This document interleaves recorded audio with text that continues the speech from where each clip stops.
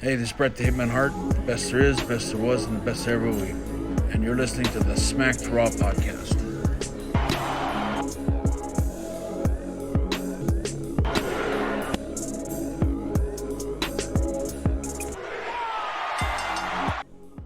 Hey, you guys, welcome to the SmackDown podcast.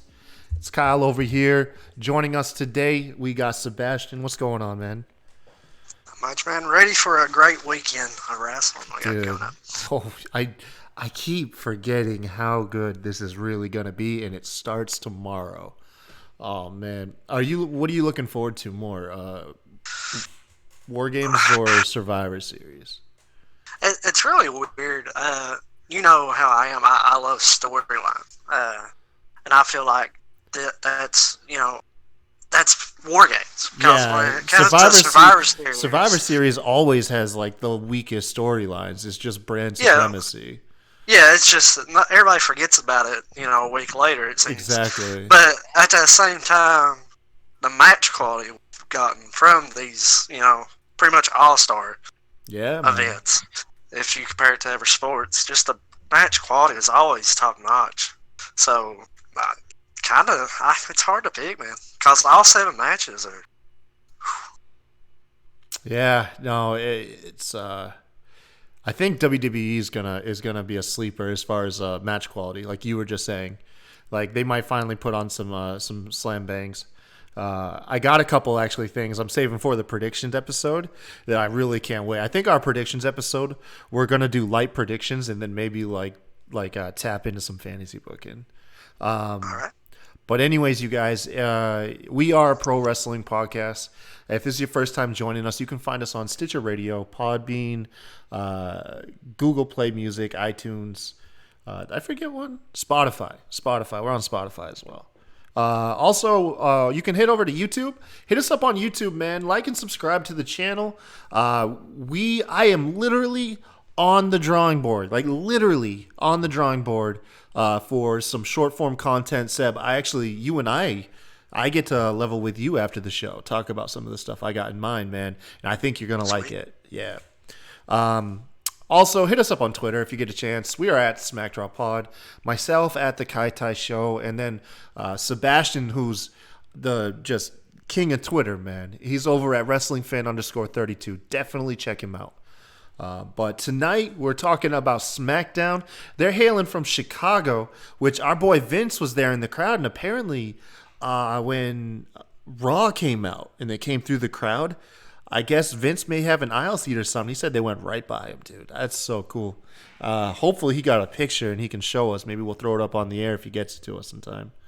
But in a nutshell, you got to see the whole show, Sebastian. I only caught some parts, unfortunately. I was busy. How was it in a nutshell? One of the better SmackDowns of the year. I very much enjoyed it. I'd give it an A. Boo! Damn it! I wanted you to tell me it was terrible. Why did you say, Kyle, you didn't miss nothing, man? It sucks. No. I mean, you go back and watch, dude. I mean, it's worth going back and watch it. So now you know it was good. I need to watch this and go back. It was. What was the match or segment of the night? Ooh, dang, that's a tough one. Is it the closing brawl? Because I saw that. I guess it depends on your taste. If you like chaotic, it's the brawl. Pandemonium. If you like, yeah. If you like storyline, I guess you point to Bryan and the Fiend. Yeah. Women's wrestling, the triple threat match was really good. So, I mean, I saw a picture of Charlotte. She get her face busted open. They doing another Becky Lynch thing. I think she did get a little scrape. Yeah, I don't think it was anything major. But I saw a picture, man. I'll send it to you. It looked like she got a bloody lip. But go on. So the women's triple threat you said was hot. Yeah, I mean this show had a little bit for everybody. And that's what I really liked about it. And they dialed in on selling Survivor Series this Sunday, right? Oh yes, absolutely. Awesome. Well, go ahead, man. What did we start off the night with? We started the night off with a kind of a callback to last year when Shane had the whole locker room back there, and a really good memory is when Big E was eating that chicken. Looking at Daniel Bryan. Yeah. What a troll, man. That's what it reminded me of when it shot backstage. I was like, oh, are we going to get that again? But, Baron Corbin was, first of all, everybody was kind of bickering back and forth. Baron Corbin steps up with Rude and Ziggler. The King tried to de-escalate everybody, and everybody was like... Talking about Corbin, right? Yeah, we're not listening to Jerry the King didn't just show up on SmackDown and start coaching. No. Okay. Yeah. Nobody was listening to Corbin. The pandemonium was still going on. Then Roman steps up, tells everybody to shut up. Everybody shuts up. Also, this is playing off of what Corbin's been feuding with Reigns about to begin with, because he said that Roman Reigns isn't the locker room leader anymore.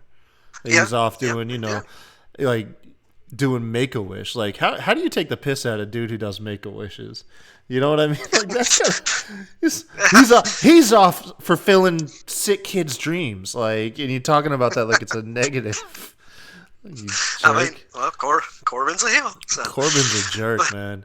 So what happened? Roman told everyone shut up, so everyone shuts up? Yeah, everybody's quiet. Everybody's looking at him. He pretty much says, we know we're all in NXT's coming. And he opens the door, just a big old entrance door, and says, let them come. We're going to fight. We're going to kick their ass. Nice. And everybody's like, hoorah, Yeah. SmackDown United. Corbin disagrees. Corbin has some back and forth. Sasha Banks, team captain for SmackDown, gets up there between them, tells them to shut up, and says, y'all can do what you want pretty much, but us, Team SmackDown for the women, we're going out to the ring to fight. Okay, so does that lead us into our first in-ring stuff? Yes. Okay. Sasha and the rest of Team SmackDown go out. She calls out NXT first. NXT does not. So were we? I saw some pictures earlier. Were we getting like teams of 5? Like we were getting the full look at the Survivor Series teams? No. Well, just members of the roster? Raw and SmackDown. Yes, that was Raw and SmackDown's team. Okay. And at the time, which I'll get to that, basically she called out NXT first. They didn't come out.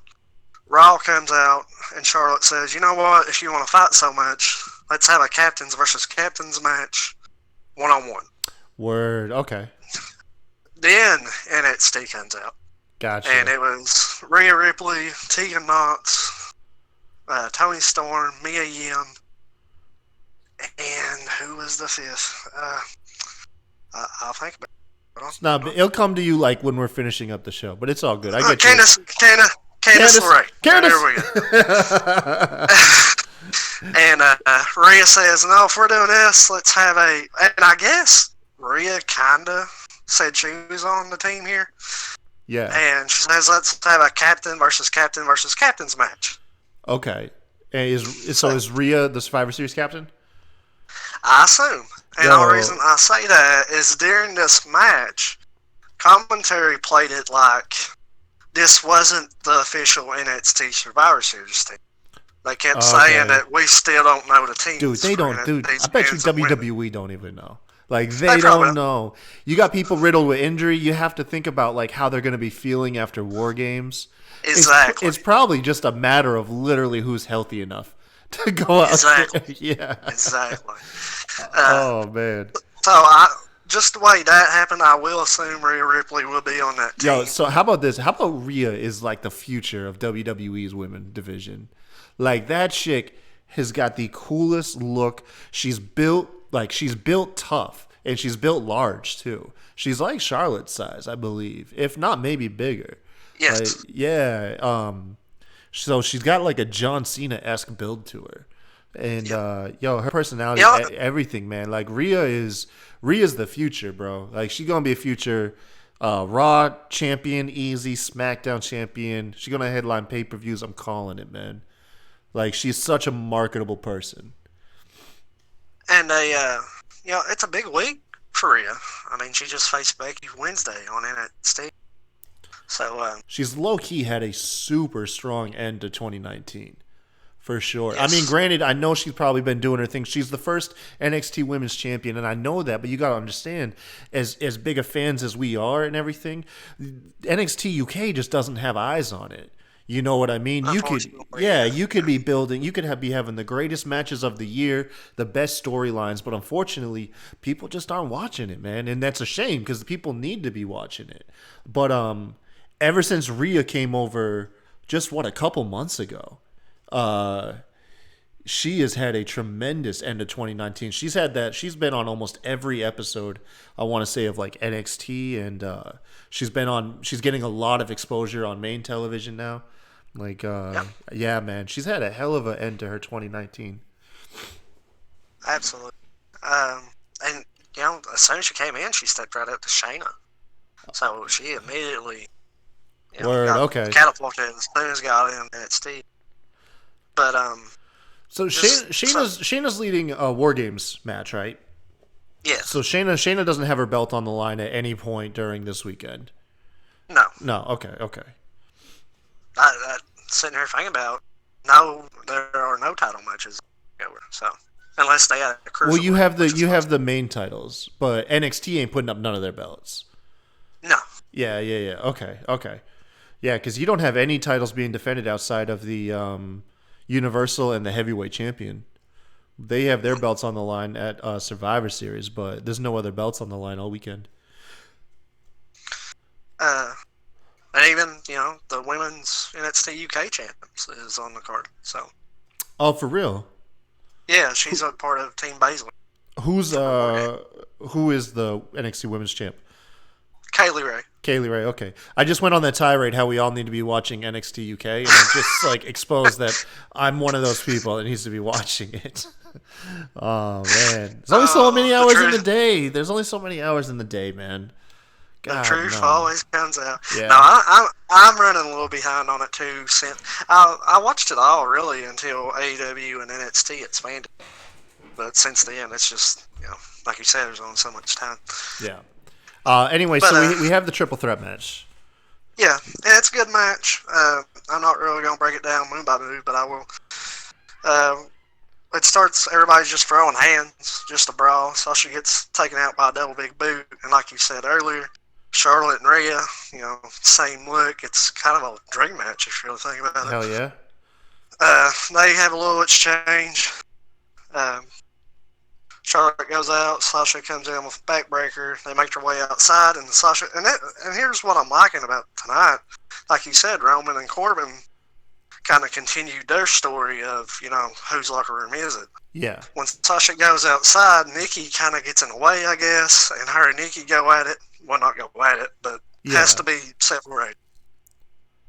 So they kind of continued that as well. They're showing little signs of hey, there are underlying feuds going on, even though these teams they're at least sprinkling it in there that they acknowledge that they still exist, even if we're not going to capitalize fully on them. Although Corbin's and Roman's was obviously capitalized a little bit more, but that's leading to a match at TLC. But anyway, who ended up winning the match? Rhea, and nice. It was a very creative finish. Just going out after the Nikki exchange happened, Charlotte hits her moonsault. It goes commercial. We come back with a near fall by Ripley. Sasha gets, she got belted in the top turnbuckle from an electric chair position. Yeah. We got a natural selection to Ripley. Sasha tries to capitalize, roll up Charlotte. So we just had fast exchanges, move after move, is what you're saying? No, I'm just really going over the highlights. Got you. There was more in between. After I thought you meant this was the ending sequence, everybody was going ham out there, No, the last few minutes were fun though. Meteor by Sasha gets an air fall. On Ripley. Ripley then gets hit with a natural selection for a near fall, so Ripley kind of taking everything. Moments later, Sasha gets put in a figure eight by Charlotte, and as Charlotte bridges, Rhea comes in, gets under her, and hits a crucifix pin combination for a roll-up win. Oh, wow. That's dope. I can picture that, too. Yeah. So, very creative. It's one of the best finishes I've seen in a long, long time. How you got the women reinventing, like, cool ways to pin each other? Because you got Rio over on AEW has had some awesome finishes with Emi Sakura, and they were all like crazy pin reversal combinations, you know. But they still came across as awesome. Whenever it's creative and out of nowhere, dude, I could only imagine. I might have to go back and watch that triple threat because I can only imagine what that looked like. It was like I said, it's one of the best finishes I've seen. Hell yeah, a really long time, dude. So you think low-key, like, really, what's the biggest match of Survivor Series? Is it the women's triple threat? Is that still the most hyped match? Or is it the mid-card title triple threat with Roderick Strong, Nakamura with his new title, and AJ Styles? I think as far as those two go, it would be the women's, because really, you did have AJ kind of go over to NXT, but other than that, until tonight, you never really saw the three of them interact. But the women they've circled each other. They've circled each other for years. Yeah. You know, the four horsewomen against the MMA's four horsewomen have been circling each other for a long time, and brand is what's kept them separate. You know, only in like those takeover events where, like, what was it? It was last year when we had, or this year really. It feels like last year because of how long ago it was. But you had Becky Lynch, you know, and Charlotte and Ronda Rousey main event WrestleMania. Well, apparently, I think it was for WrestleMania, the plans were to have the four horsewomen match, where you had the MMA's four horsewomen taking on WWE's four horsewomen. But at some point they niched it, but they were sowing the seeds at one of the takeovers because you had all the women jawing at each other during a match. Do you remember what I'm talking about? Yeah, I do. I can't remember what pay-per-view that was, but... Which I don't know if it was going to lead to Mania at that time, because at that time... It could have been Survivor Series. It could have been last year's Survivor Series that they wanted to do it. I mean, it seemed like Ronda was going to main event Mania at that point. Whether it was against Charlotte or whoever, I think that was the original plan. Charlotte was the original, but they didn't count on Becky catching fire. Yeah. Yeah. But, you know, after this, there was just another brawl. Okay. Right after, all the women going at it again. Yeah, of course. But like I said, don't read too much into Team NXT. Commentary played it like this was not for certain the team you were going to see, and like you said before, games coming up, who knows? It's probably, like I said, whoever's healthy enough. And that's smart. I mean, if you really think about it, why advertise a team knowing that you might have to pull one or two? Yeah. And just being, so good on them. Yeah. So, right after this, Sami Zayn runs into Corbin backstage. Okay. Corbin and his, hoodlums. Rudolph. Rudolph, right? I already know. You don't even have to tell me. I know it's Rudolph. That's his SmackDown, man. If he was over on Raw, it'd be like Bobby Lashley, you know? Yeah. But I'm not really sure what starts it, but they kind of have a little, disagreement, and Sami pretty much tells Corbin to meet him out in the ring. Yeah, because that's going off of last week, man, where Sami and Rudolph, Robert Roode and Ziggler. Wait. Who had the disagreement? I'm sorry. I thought you meant Sami Zayn and Corbin. Oh, Sami and Corbin. I thought you meant Rudolph and Corbin had a disagreement. Never mind. No. Scratch that. Okay, go ahead. So Sami pretty much tells him, if you think I'm an idiot, then meet me out in the ring. So Sami goes out, waits on and he comes out with a bag, waits on Nakamura. Nakamura comes out, they go to the ring. Sami says, well, since Corbin isn't out here, or doesn't want to come out here, Nakamura, me and you are best friends. I brought you a present. Okay? Yeah, I saw this, man. So I did see this. Boy, what do you think of it? Oh, it's beautiful. It's gorgeous. They unveiled the new Intercontinental Championship, and it looks prestigious as hell, man. That is classy. Oh, that is the belt that everybody's been wanting, man, for years. And they are a conspiracy theory out there, that they're only doing this because Cody hinted being sued. Well, I got news for them conspiracy theories. WrestleVotes reported last week that there's 2 titles getting worked on, being the Universal Championship. It was rumored that they could have unveiled 2 titles last week. Yes, they just didn't. That was WrestleVotes. They didn't refer. That. They didn't confirm that the second title was the Intercontinental title. They just knew that WWE had 2 new titles to unveil. So for all them AEW stands out there, it's not because Cody. Not everything's about AEW. But I didn't even realize that was going on, man. But then again, I was at work. I was at work, so. Cody, I don't know if you saw Cody. No, I know because of the Bash at the Beach thing. He never really went into detail, but he said he's getting ready to go to court. I assume that's what or it could be Dusty Rhodes because he trademarked that as well. That's true. But, he needs to get his damn name. Hold on, man. That is kind of jacked up, though. That WWE can own your family's name. Come on, man. It was even to the point where Cody. I mean, you know this. Like Cody wasn't allowed to be called Cody Rhodes. Like him using his full name was is no good. But power be at the man. The name isn't what makes you. So obviously he's fine as Cody now. You know what I mean? Like it's not a problem. It'd be weird to go back to Cody Rhodes, given the circumstances. So. I mean, he made good with it, but it's still kind of jacked up that someone can own your name or own your family members' names, and you can't even use it. That's terrible. But go on. Sorry. Like that is a little jacked up. It's a little messed up, man.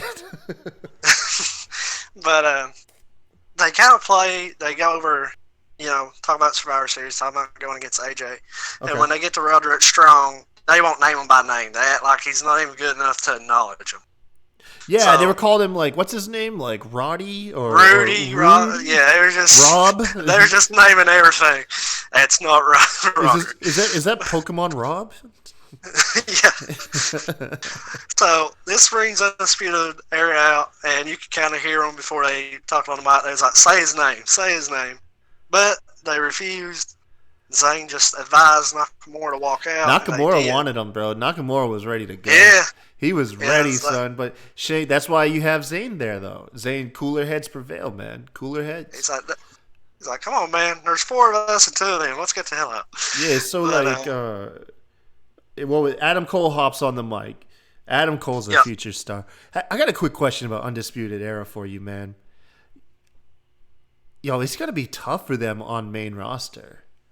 Because the size average of the wrestlers goes very much up once you get to the main roster, and they look undersized, like big time. And guys, before I hear it, man, I know there's plenty of small wrestlers, okay, but it's just I don't know, man. All 4 of them together, like it just seems tough for me. Like that they. Like Adam Cole I could see break out, and then this is very bad take, but I'm going by the booking, not what I think. Okay, so this isn't what I would do with them, but I could see them being like another social outcast. Kyle O'Reilly, Bobby Fish, and Roderick Strong, just being like 3 stooges, man, and on main roster, the difference here, and I get what you're saying. We haven't seen NXT on the main roster. And don't get me wrong, Vince. Vince is Vince. But he has seen these reactions this last month. I mean, just tonight. The reaction to Undisputed Era tonight alone. That's true. No, you're very true. You're very true. He's getting a taste of them on his brand before he calls them up. So he's getting some, he's getting more of an impression off of them, unlike the other NXT call-ups. No, good point, fair point to you. Yeah, because the only other time we really had that was Kevin Owens. He's had a good. He's had an okay run. Fox loves Adam Cole so far. Triple H made that a point of saying that. Yo, who doesn't? Adam Cole is money. One way you look at it, man. That dude could print money. But, Adam gets the mic, like you said. He starts talking about the members of Undisputed Era to kind of, and I like this. He introduced them to people that may not know who they are. didn't just come out and attack somebody. You learn about.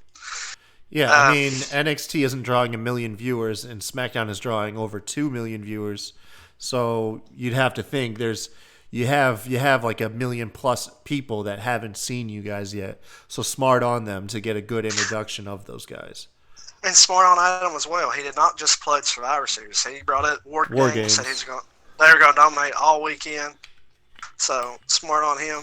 I like that their graphic has all the belts on it too. That their graphic is littered in gold, man.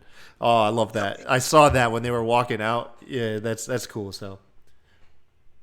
But New Day comes out, says let's have a match, and Undisputed Era, being the cocky heels they are, like, yeah, there's 4 of us, 2 of you, let's go. And then Heavy Machinery's music. Heavy Machinery, man. You think it's just because they're both considered comedy tag teams?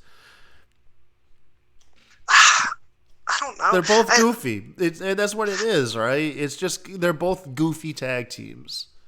They are, but at the same time, there was some tension in this match between you. I don't know if that's maybe to set up a program, after Survivor Series. The Heavy Machinery's Heavy Machinery's gone for the belt like once before, right? Yeah, when Daniel and Rowan. Yeah, that's right. So this could be their second go for the belts, which they wouldn't get. They'd have to knock off who's the SmackDown Revival. They could. The Revival's just there to gatekeep for face tag team champs. Yeah, I hope the Revival start to get a better push after Wednesday. Not even a push. They don't have to go out there and win matches. Just give them time. Yeah, that's all it is, man. Just give them time. So you were right about the tension. I saw that in the match that there was miscommunication. So, I mean, you're taking on Revival. This is a well-oiled machine, okay? You know what you're getting in for here. These guys aren't just a tag team. They team together all the time. So having New Day and Heavy Machinery, they're already going to be at a disadvantage. And at one point you have Tucker and Kofi Kingston, who was getting the holy hell beat out of him for 15 minutes. They gave this match so much time to breathe, and Kofi was in there for the whole time. They also unveiled that Kofi Kingston, I don't know when he got this record, but they mentioned the record. He is the all-time leader in WWE for holding the tag team titles in combined days. I think they said he was at 981. He's literally right around 2 weeks away from holding tag team gold for more than 1,000 days in his career. That's cool as hell. Almost 3 collective years. Yeah, the math is right there, right? Yeah. Yeah. He's about 2.25 years total holding those titles. That's not bad, man. But so Tuck Otis comes over, pulls Kofi off, and you see them bickering at each other. But I mean, it could be sowing seeds. It could have been just time filler, to get to that commercial break. Either way, though, we get a cool hot tag with Otis. Otis is hilarious, man. Always out there. He ran a gauntlet on the Undisputed Era. Just was running a train. It was amazing how that dude didn't blow up. But ultimately, though, after all the high spots and stuff, Undisputed Era, being the well-oiled machine that they are, picked up the victory when Roderick Strong flying kneed Tucker and got the pin on him. We did mention the unveiling of that Intercontinental Championship. And we saw it again. And I know we mentioned it, but did we? You said it was very regal, right? That belt. Sorry that I kind of just went from one story back to another, but I just wanted to make sure that we did give enough praise to this belt. Yes, it was beautiful. I don't want to feel like we glossed over this thing, man. This belt was gorgeous, dude. We started talking about Cody in the legal trouble. My wife doesn't watch too much wrestling. She does watch the big shows with me and stuff, but as far as the weekly stuff, she can't get into. But she was actually in the living room when that happened, and she's like, "Oh my god, that belt is so pretty." So yeah, I mean, it's gorgeous. I love it. It's a good looking belt, man. So after the brawl, you had Nakamura and Roderick Strong fighting at the top of the ramp. A wild AJ Styles just flies in out of nowhere, takes them out. Freaking ninja. Oh man. Sami Zayn ends up ultimately, though, helping Nakamura by taking a chair to both Styles and Roderick Strong. After they scurry off, we have this awkward segment where AJ Styles and then his OC brethren, who just came out of nowhere apparently, just sit there and run down Chicago. Like, do you think that was time filler? Like something like Daniel Bryan was running late or something, and they were like, I think so. Like, AJ, go kill like 2 minutes. Like Daniel Bryan's still on the toilet or something. You know? And I think so. And here's how I think it. They didn't really have a script, and you could tell that when AJ went back to the CM Punk chants. If that was planned too much in advance, the CM Punk reference wouldn't have happened, I don't think. Yeah, no, he was out. They were out there, man. You could tell they were just improvising, because it really it didn't lead to anything. They didn't build a feud. They didn't really call anyone out. They just sat there and boasted about who they were and just ran the crowd down until Bryan's music hit and he came out, and that was it. It was so weird. Maybe Bryan came out of the bathroom. Maybe he had to take a crap. That's what I'm thinking, man. That's just like a minute behind, and they're like, AJ, Bryan is literally on a toilet right now. It's just cut a promo on Chicago. So. Oh my God, that's what it was, man. He was stuck in the bathroom. Anyway, but no, the CM Punk reference, if you missed it, because I know a lot of people are high on CM Punk's horse right now, want to see him back in the ring. Yeah, man, Chicago was hot for CM Punk, man. AJ's like, yeah, and I'll wash the floor with him too.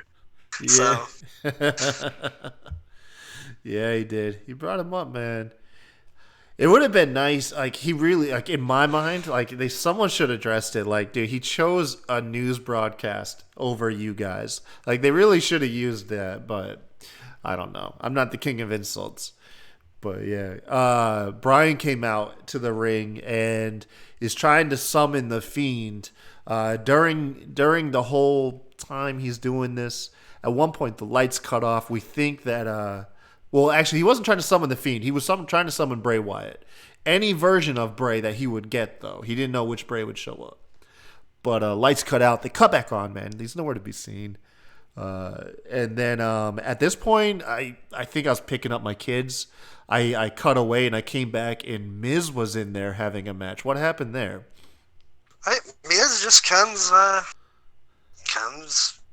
of the crowd, and he gives his glasses to a kid at ringside and gets a mic, goes in there and says Bryan's not a professional, and talk about how they don't respect each other, kind of play back in their history a little bit. Right. And Miz was like, you know what? I wanted to come out here and slap some sense into you, but that's impossible, so I'm just going to slap you. And he slaps the pee out of him. And it cuts the commercial. And they come back, they're having a match. Yeah.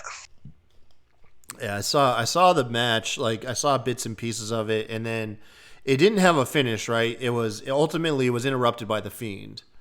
Yeah.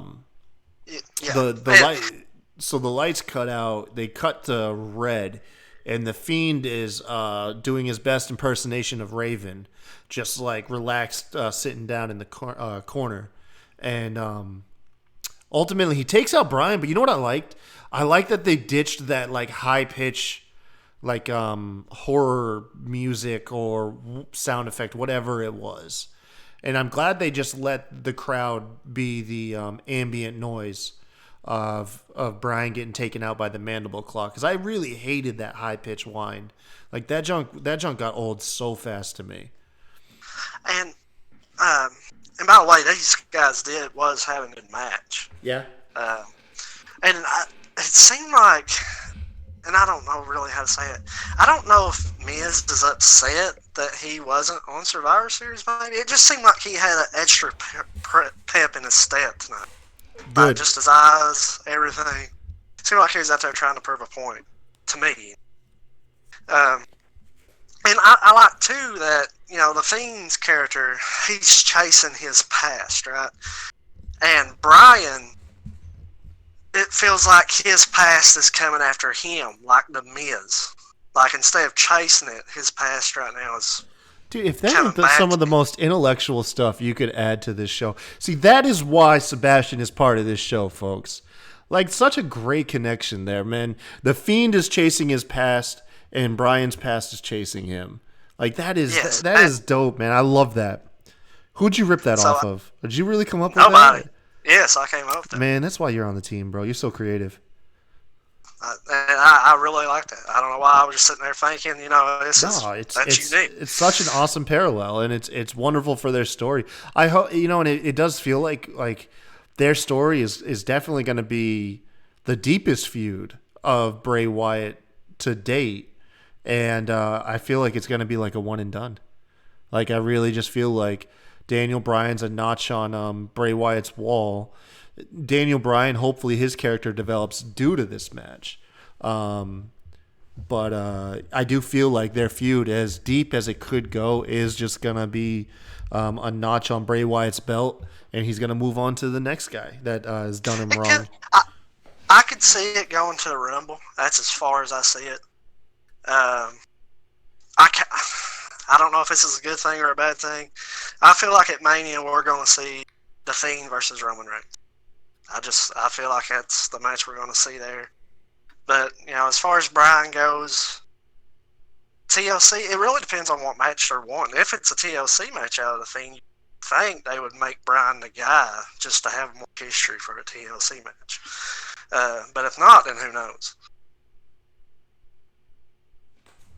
Yeah. I don't know, man. I would like to see... Now, granted, this is where I know I'm wrong. This is just my selfish want. But I've said it before. I would like to see Bray Wyatt's hit list of all the people that have done him wrong, and I would love for it to all culminate at WrestleMania against John Cena, and he get his win back over John Cena and beat him finally. Like, that would be such a fulfilling... And then after that point, he could lose his title. He's completed his list. And, it's one of those things you don't want to run it into the ground. I don't think it has legs to be the next Undertaker, and pop up years on years. It's just this monster that needs to avenge the wrongs that was done to Bray Wyatt. And he gets everybody. He wipes everybody out. And then he gets the guy that ultimately screwed his career more than anybody else, and he takes out John Cena at WrestleMania, and it all comes full circle, and justice is done, and the world is happy again. That is what I want.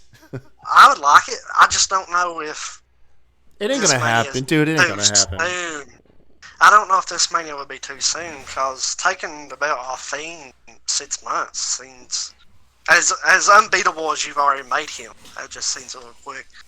I feel like he's going to have a long run. Or get that hit list, and then bam, and then the Fiend is no more, man. It's like the spirit has been avenged. It's like he's a vengeful spirit, and so far, all the spirits, like everything that's done Bray Wyatt, he gets his vengeance. Bam, Fiend is gone, comes back after the next time Bray Wyatt's screwed over, and that way you can take breaks from the Fiend. Yeah, you can. I just don't know if 7 months is enough. Yeah, I mean, granted, you're right, man. I mean, like I said, you're probably right. But I could just see it in my head. Just like one of those really good television series that knows, man, it just pumps out like 3 series and then bam, done. It doesn't let itself overstay its welcome and tarnish its legacy. But Bray Wyatt's super creative, though. Bray Wyatt's super creative. Yeah. If anyone can make get legs out of something, it'd be Bray, so... And he's very committed to the character right now, and that's when we see the best. Nobody's out there just bullshit. Right, exactly. He's committed. So after what we say, we're at the Daniel Bryan getting jumped by the Fiend. Where do we go after that? Baszler comes out earlier in the show. I forgot to mention this. Bayley has a backstage interview, and she just pretty much calls out Baszler. Baszler can only jump people from behind. That was the point she was driving home. Yes.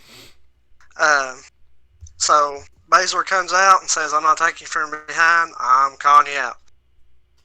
Bayley, gets some payback, comes from behind, takes out Baszler's knee. takes out her leg. They just brawl. They just have a little brawl. Gets to the outside, and it wasn't too much. It wasn't, I thought it was a good amount. It was only about a 2-minute brawl. Got some go outside. They ran into the barrier, and Bayley survived. And commentary says that Bayley survived the invasion. Hell yeah. And I'm surprised we didn't see Becky tonight. I just felt like, Becky would have been.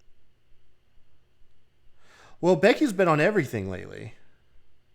Yeah, I don't think we've seen the three of them together at once, though. I might be wrong, but I don't feel like we've seen the actual three accumulate together in the build. I kind of felt like that would happen tonight. Oh yeah, to get them all facing down going in. Yeah. No, because I mean it's like they're giving everybody time. The women have had a lot of time. I think Baszler has literally been on every show except maybe this week's Raw. I want to say she was even on Raw. Kind of similar to Nakamura, Strong, and Styles. The three of them hasn't been together until tonight as well. Exactly. That's what I'm saying is at this point they probably have overshadowed some of the matches. But like I said, maybe they were just trying to give some other people a little bit more time. Because Baszler has been on literally every program. Becky Lynch has been on almost every show. Bayley has been on those three women have worked nonstop. And unfortunately for Baszler, she doesn't get a day off until Sunday. You know what I mean? Yeah. But so, and real quick before we move on to the main event here, what do you have main eventing Sunday, Kyle?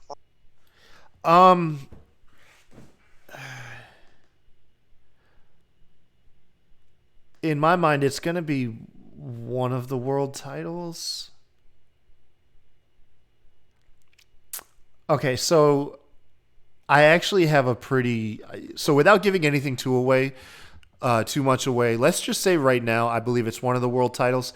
I might have a little fantasy booking in mind for the predictions episode. So you guys, after you're done with this episode, come check us out on predictions. Because if it ain't this world title, it's gonna be something else I have in mind. But if I say the match, it doesn't make sense without context. So I'm gonna say it's one of the world titles for now. All right. So after this, we just go straight to the main event. It was 9:35 or 9:32, I think, when the entrance started, and I was like, dang. When they announced that was the main event, that's when I got in the chat and told you guys, I was like, man, I feel like I haven't seen any of this show. We're at the main event, and I feel like I only have one segment down. So it really flew by tonight, and but the main event, Mustafa Ali in his hometown, and the commentary played that up as well, bringing a cop in the city of Chicago before becoming a wrestler. It's him, Shorty Gable, and Roman Shorty Reigns G. versus... I hate to correct you, but Shorty G. Oh, yeah. I know, man. I want to call him Shorty Gable too. In my mind, every time I see him, I'm like, oh, Shorty Gable. Ah, crap, that's not his name, is it? It's not his name. But going against Baron Corbin and his hoodlums, like I mentioned earlier, Rudolph. Rudolph, man. Rudolph and Baron Corbin. It was... Yeah, I don't really... We've seen so many multi-tag matches that I don't really want to go in depth here. No, I mean, you get the idea of it. You got Roman and Corbin there to butt heads and further the feud, and then you've got Ali in there, obviously performing high spots. I can already see how it played out, and Gable having his string of offense too. While Gable did take one heck of a bump. I will plug at it. Corbin and Robert Roode caught him on the apron and pretty much put him in a gorilla press position, both of them at once. Yeah. And instead of dropping him on his stomach, just flipped him on his back into an announce table. It looked painful. I don't know exactly if he was hurt or not, but they played it up like he was. And, his face said real pain to me. You love it when you see that. You're like, oh, yeah, that one hurt. That one really hurt. And so I don't know if he was hurt, but it was a nice little bump. It looked painful, but that was something that definitely stuck out to me. But so Corbin picked up the win with Deep Six, right? Deep Six, wow, and I really like Deep that. Six. Everyone's been saying that should be a finisher too. Like that signature move should be able to get it done. It was on Ali though, wasn't it? Yeah, they pinned Ali in Chicago. What assholes! What assholes, man! CM Punk can't come out and make an appearance, even though he works for Fox, and Ali gets pinned in front of his home crowd by Baron Corbin of all people. Like, come on, man! Come on, Vince. But just run it. Yes, he did get the Deep Six at the very end. Kind of some mayhem outside. Rude plants Gable or Shorty G with a spinebuster on the outside. Roman hits a Superman punch. Got really high off the steps to take him out. Ziggler takes him out with a super kick and knocks Ali out off the apron. He rose through pretty much right into that Deep Six for the pin, for the win. Yeah, man.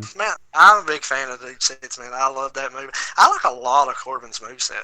Yeah, he's got some of the coolest damn moves, man, but he's got such a stale-ass character or stale booking. I don't know which it is. He can wrestle. It's kind of like Roman Reigns. If you let him, they can wrestle their ass off. They're not the best wrestlers by no means, but they're fun, dude. They're really fun in the ring. But their booking just makes them just, oh, God. Oh man, so not fun. These two need to get away from each other. Like they need to get away.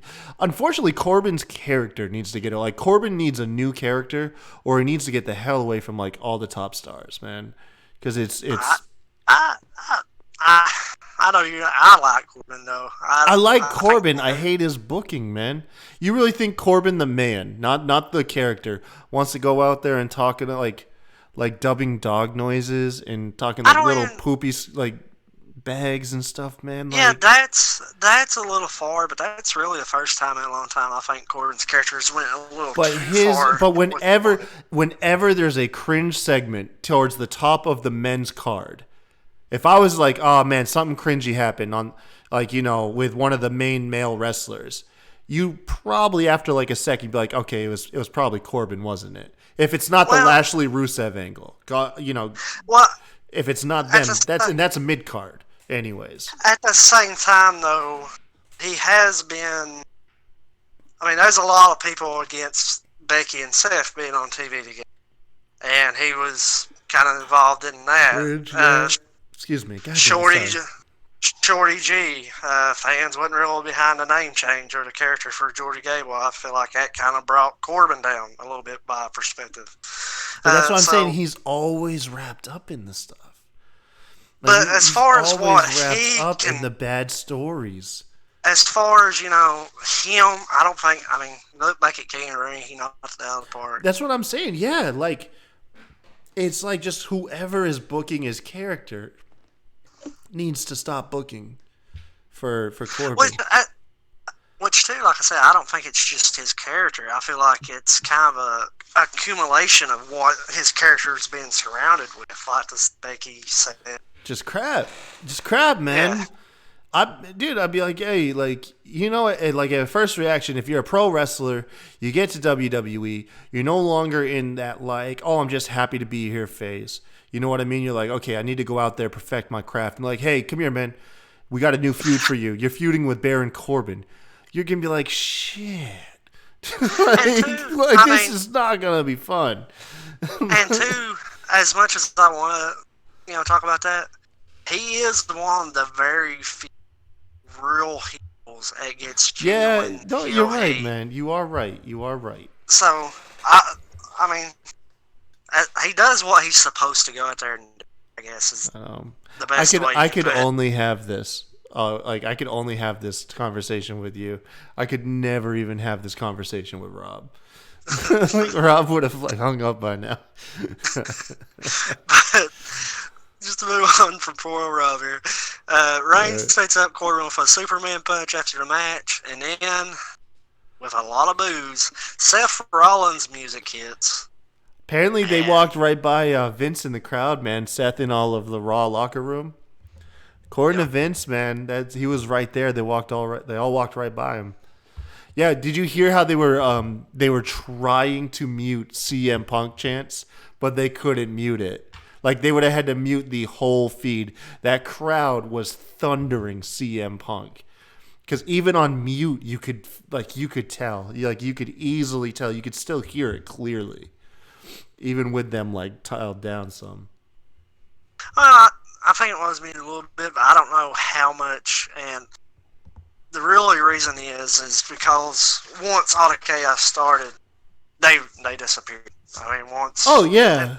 Once Raw jumped that barrier. No, I meant like during the stare off between Roman and Seth before they fought, the crowd was thundering CM Punk. Yeah, I heard them, but I don't know how much it was muted just because of how quickly they went away from it. I feel like if it was I heard the volume shift. I heard the volume change. Like I heard them hit that mute button. Oh, well, I didn't hear that part. Yeah, I could tell, man, because there was such a different level of audio from when they were coming through the crowd and the chant started, and then once they were in the ring, like it was like it. I could tell. But anyways, this is yeah. So Seth Rollins starts going at it. Chaos. It seems like and credit to Michael Cole and credit to Vic Joseph. I haven't been on Raw in a long time because of work purposes, but Vic Joseph is very committed to this invasion stuff. Like on the last Monday, he was like, "You gotta fight! Like he was going ham. But Michael Cole's like, tonight, "Where's our locker room?" Great. I mean, he was really playing it up. And about that time, if you are a Marvel fan, this is the most Hulk-like thing I've ever seen. Braun just comes out and trucks everybody. I must have missed that. I'll have to go back and watch. I must have missed that little bit. He just comes out and just, bulldozes everyone like the Incredible Hulk. If you like Marvel, you dug that.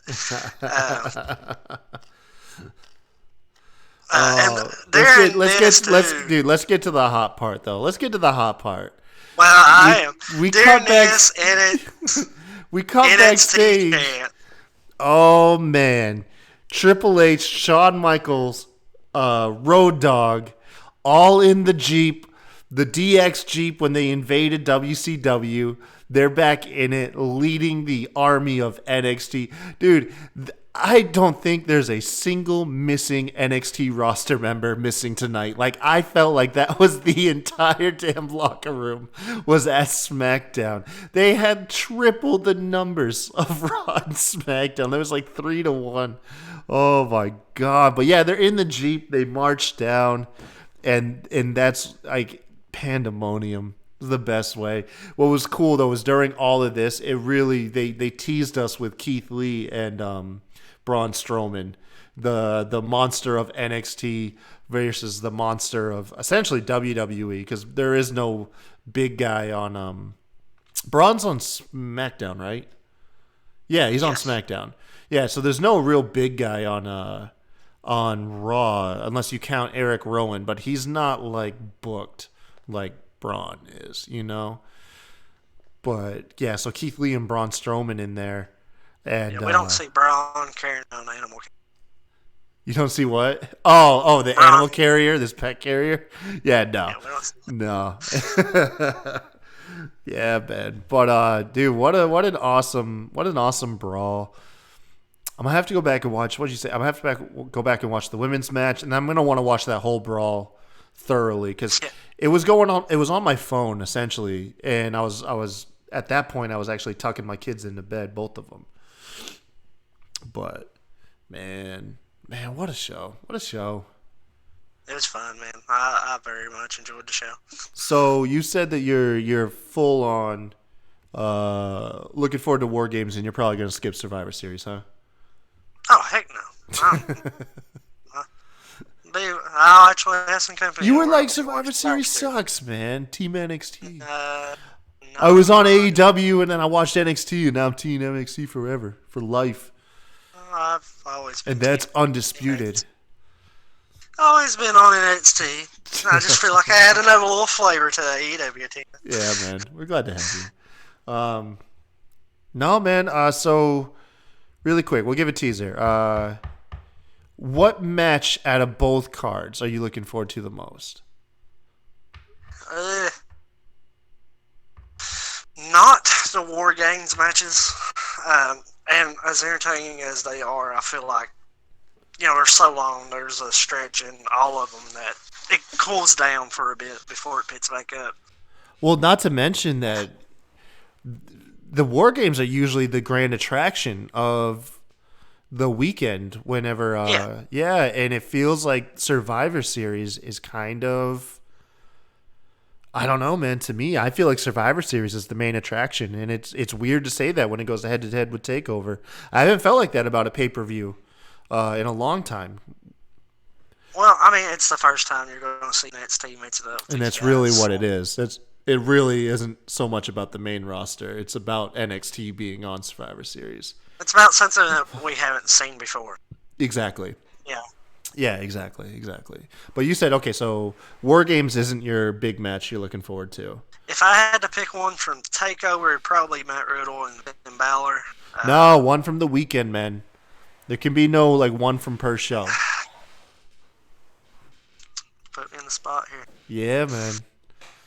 Fiend and Bryan. Nice. I guess I'm going to say I'm looking forward to, for the whole weekend, the probably going to be the Roderick Strong, Nakamura, and AJ Styles match. That's going to be mine. But let us know what you guys are looking forward to this weekend, whether or not it's if you're going to watch one show or the other, if you're going to watch them both, what your favorite match is going to be, who's going to win, all that stuff. Leave it in the comments. Hit us up on Twitter once again. And make sure to tune in to check out our predictions episode. Should be going up the same day as this. And then, of course, we should be streaming both War Games and our War Games recap and our Survivor Series recap live as well. Make sure to tune in and see those. But of course, man, until next time, y'all, have a good one. See ya.